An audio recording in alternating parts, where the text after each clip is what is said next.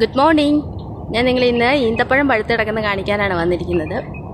അപ്പം ഇപ്പോൾ വേനൽക്കാലമാണല്ലോ, അപ്പോൾ അത് കാരണം ഈന്തപ്പഴം നല്ല പഴുത്ത് പാകമാവുന്ന ഒരു സമയമാണ്. ഈ കൊലയിലാണെങ്കിൽ പച്ചയുണ്ട്, പച്ചയിൽ നിന്ന് കുറച്ച് മാറിയിട്ടുള്ള മഞ്ഞ കളറിലുള്ളതുണ്ട്, പിന്നെ അതുണ്ട് പഴുത്ത് വരുന്നുണ്ട്. ഇതിൽ ഈ പച്ച കഴിഞ്ഞിട്ട് ഈ മഞ്ഞ ആവുന്ന ഒരു സ്റ്റേജ് മുതൽ നമുക്ക് കഴിക്കാൻ പറ്റും.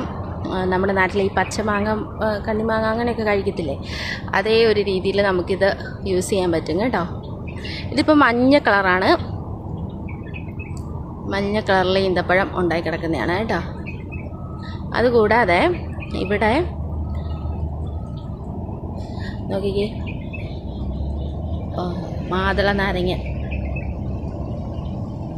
ഇത് കായാണ്, പഴുത്തിട്ടില്ല.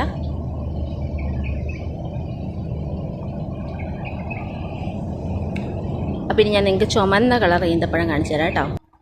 അപ്പോൾ ഇതാണ് ചുമന്ന കളർ ഈന്തപ്പഴം. നിങ്ങൾക്ക് കറക്റ്റ് ഒരു കളർ കാണാൻ പറ്റുന്നുണ്ടോ എന്ന് എനിക്കറിയില്ല, പക്ഷേ ഇത് ചുമന്ന കളർ ഈന്തപ്പഴം കേട്ടോ. അങ്ങനെ രണ്ട് തരത്തിലുള്ള ഈന്തപ്പഴമാണുള്ളത്, മഞ്ഞയും ചുമപ്പും. ഇവിടെ സ്വന്തം നാരങ്ങ മരമാണ്.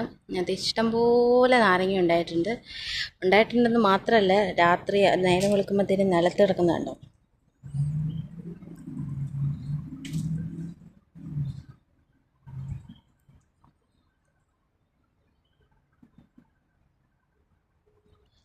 അപ്പം ഇത്രയൊക്കെയുള്ളൂ. രാവിലെ ഈന്തപ്പഴവും കുറച്ച് നാരങ്ങയൊക്കെ പറിച്ച് നമുക്ക് വീട്ടിൽ പോയാലോ. Bye bye.